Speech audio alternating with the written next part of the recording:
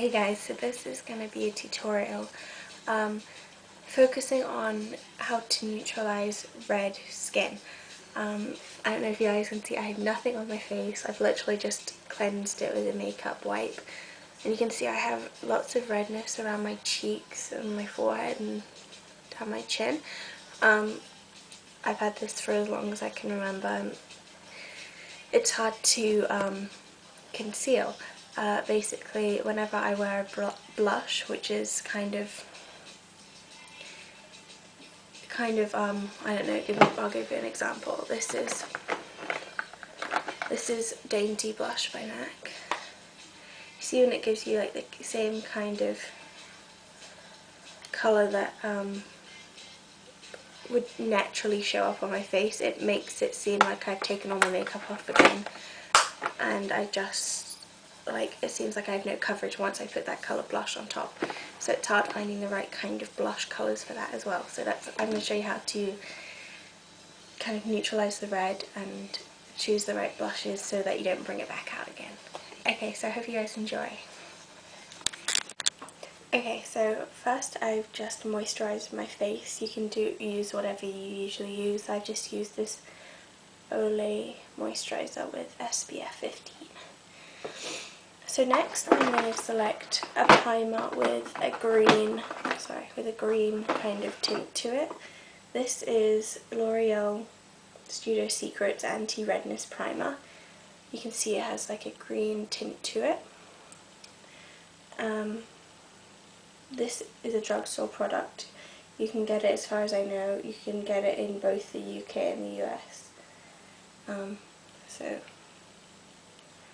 it's widely available. You can't get it in Hong Kong yet though. So you're going to get some on your hand, and you can see it's really quite green, and you're going to laugh at me when I put this on my face because it is really green, but it neutralises, so you just want to concentrate on your problem areas. You can go and do your normal kind of routine.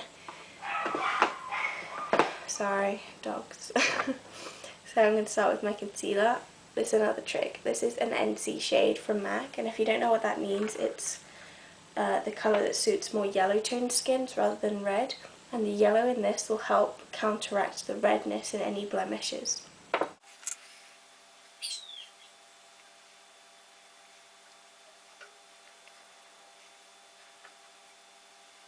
So I don't always use foundation, but if you feel you're still looking redder than you perhaps prefer, you don't have to use foundation all over your face. You can just add it to your cheeks or wherever you get the redness. So I'm using my Revlon Photo Ready Concealer in Shell, which is number 3. You just get a bit on your hand. I'm only going to use it on my cheek area today. So now you get your foundation brush. It's best to put it on your hand first so it warms up the product. And you just dab it all over the places where you usually get the redness occurring. Before I set my foundation, because I'm going to be using a cream blush, I wanted to talk about that first. So you don't want to bring out the redness again that you've just concealed, so using a colour like, say I showed you before, Dainty, if you can see, it's kind of like the natural red colour you can get popping up on your face, and if you re-add this to your skin, it's going to make you look red again. So you want to kind of stay away from anything pink. Okay, that sounds bad, but you want to try and stay away from more of the cool tones and more of the true pinks, and go more with the coral or peach toned blush. So you want to go more warm to match your skin tone. So a few examples I have some MAC and I have some drugstore. First I have the Dream Mousse blush from Maybelline, and this is in Peach Satin. This is kind of the most pink you want to go. See, it's still peach, but it still has this pink to it, so you want to be careful. You kind of have to test out these products for yourself and kind of get a feel what works for you. Next, this is definitely a favourite, but it's unavailable, but you could try and find something like this. It's the Ripe Peach Blush Ombre from MAC, and I try and stay away from this end most of the time because it's quite red. I like to stay more up this end so you get the peachiness, but you can come down a bit more and get the coral, so you get that kind of colour in the end, which is much more flattering on our skin tone. Another one would be newly released Stereo Rose MSF, which is a coral kind of toned. Just to know, if you live in Hong Kong or if you're in Hong Kong at the moment, they still have a few Stereo Roses left at the MAC store in Elements, which is over on Kowloon side in Tsim Sha Tsui. So if you can get that, there's still a few left if you haven't been able to get your hands on it so far. Sorry for that, but that's more of a corally peach kind of colour, which looks really good with our skin tone. This is another one. This is more pink though, but you can get away with it. This is Instant Chic from MAC. This is limited edition as well, I'm sorry, but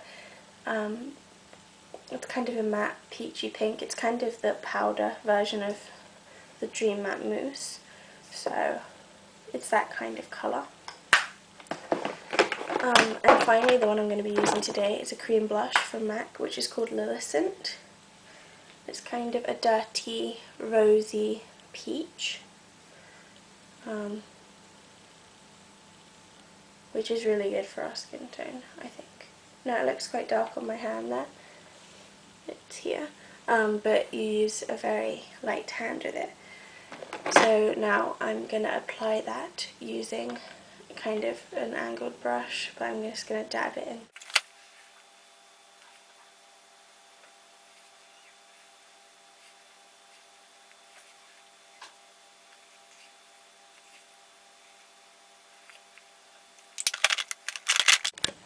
Now, because this is kind of quite a dark blush, and I do have quite fair skin, I'm in the NW20 kind of range, it can come off quite strong, and an easy way to fix that is to get your powder, because you have to set it anyway, and you could set it with another blush, like a powder blush, but I just like to set my whole face with my powder. This is Maybelline Dream Matte Powder in number 5 Apricot Beige, and it's one of my favourite powders at the moment. I'm using it every day. If you want a